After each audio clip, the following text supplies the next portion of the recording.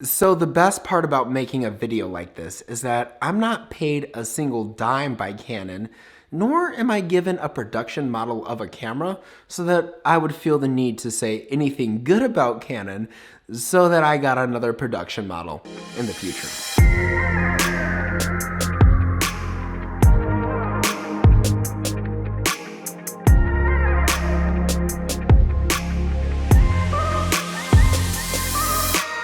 For those of you guys who are new to my channel, my name is Sidney Baker Green. I'm an international photographer, filmmaker, and colorist, and I know that intro probably made me sound a little bit bitter, but it was not in a need to knock anybody who is talking about this camera.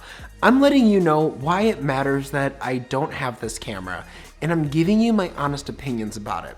Now, I know the 1DX Mark III is a revolutionary camera in terms of it being a DSLR.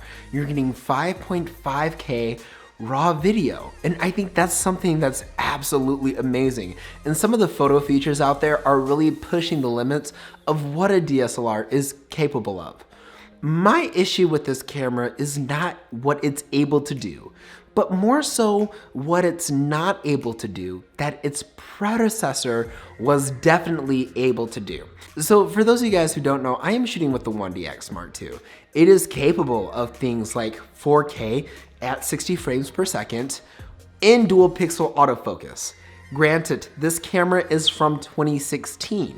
So the fact that it can't do full frame 4K at 60 frames per second with dual pixel autofocus is an issue to me. The fact that the 5.5K RAW does not do dual pixel autofocus is an issue to me. Now, rightfully so, as I said in my 1DX Mark III video that Canon was going to cripple the 1DX Mark III to protect its cinema line, rightfully so, they're doing so. But that inherently is the issue. The way that Canon is crippling this camera is taking away features that it's obviously capable of. It's definitely capable of dual pixel autofocus at 5.5K RAW at 60 frames per second, and it's also capable of dual pixel autofocus in 4K full frame at 60 frames per second. It's also probably capable of 4K at 120p with dual pixel autofocus. I mean, the cameras out there show that Canon is capable of doing this, right? We all know it. Canon is capable of giving us everything we need in a DSLR.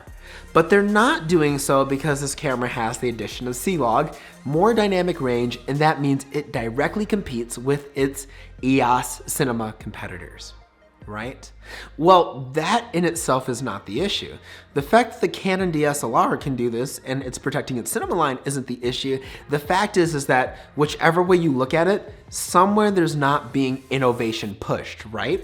So right now we're looking at the DSLR and we're like, oh, this is so good, like it can do this. No DSLR has ever been able to do this.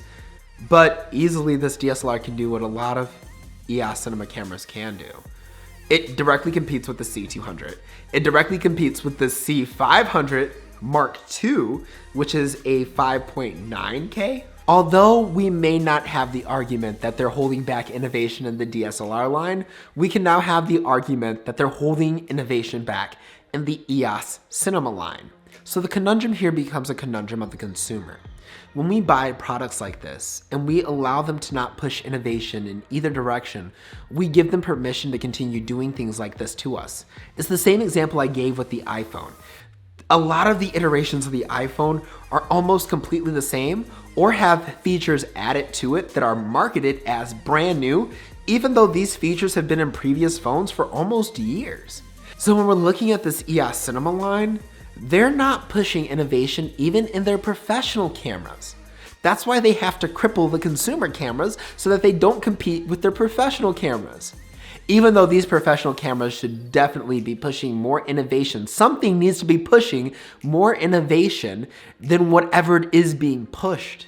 And that is what I've been trying to get my viewers to understand, so that I'm not bashing Canon. I'm really upset with the lack of innovation in the tech industry. I feel like we're plateauing. It's like a bodybuilder lifting weights in the gym. There's this plateau that's being hit. Because if a professional DSLR can almost do what the C500 Mark II can do, then we're at an issue here. There's an issue somewhere in this whole camera scene. It's why I'm not only upset with Canon, but a lot of camera manufacturers out there. And we're all trying to push innovation. We're all trying to do the best. I just think we can do better.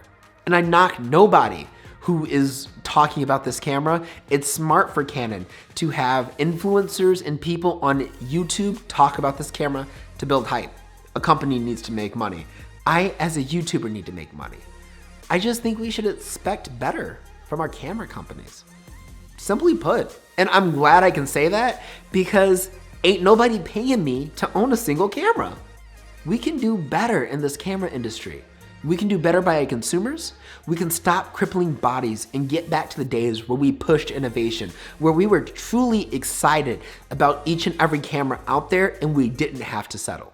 I hope you guys liked this video. If you did, be sure to give it a big thumbs up, hit that subscribe button and turn on those post notifications if you already have not, so you can stay up to date on the latest videos from me.